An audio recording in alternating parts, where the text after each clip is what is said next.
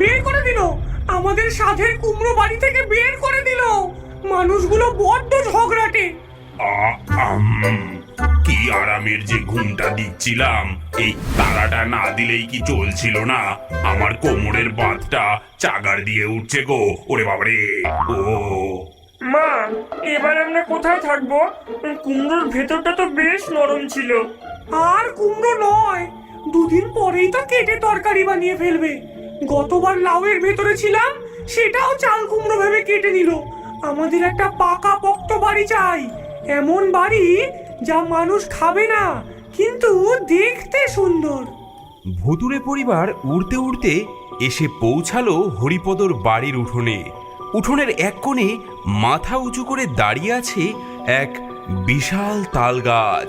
তার মাথায় ঝুলছে এক কাঁদি তাল, যার মধ্যে একটা বেশ বড় আর পাকা তাল।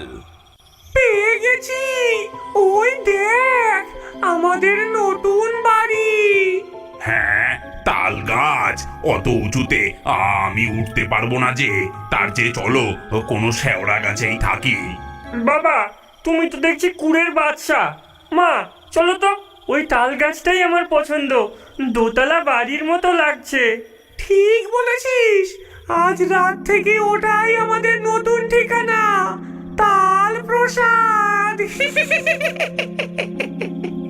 পরিকল্পনা মতো তিনজন হাওয়ায় ভেসে তাল গাছের মাথায় উঠল, কিন্তু ভূতনাথ সে পাকা তালটা ধরতে গিয়ে তার ধাক্কায় পাকা তালটা দুম করে উঠোনে পড়ে গেল।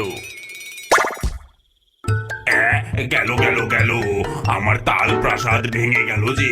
এখন আমাকে এই গাছের মগ ডালেই মনে হচ্ছে বাকি জীবনটা কাটাতে হবে। চুপ করো তো, আমি পেতনি। বেঁচে থাকতে বাড়ির চিন্তা করতে হবে না। পেতনি মাটিতে নেমে এলো।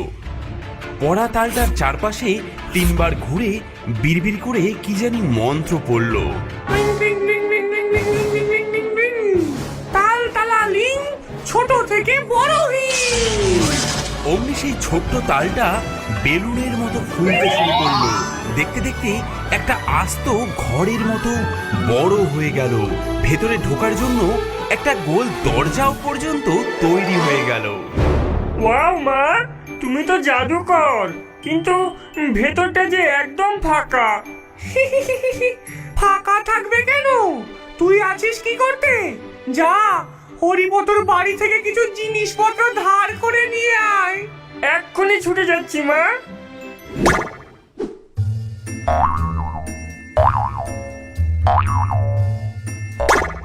কিছুক্ষণের মধ্যেই ফুচকি ফিরে এলো।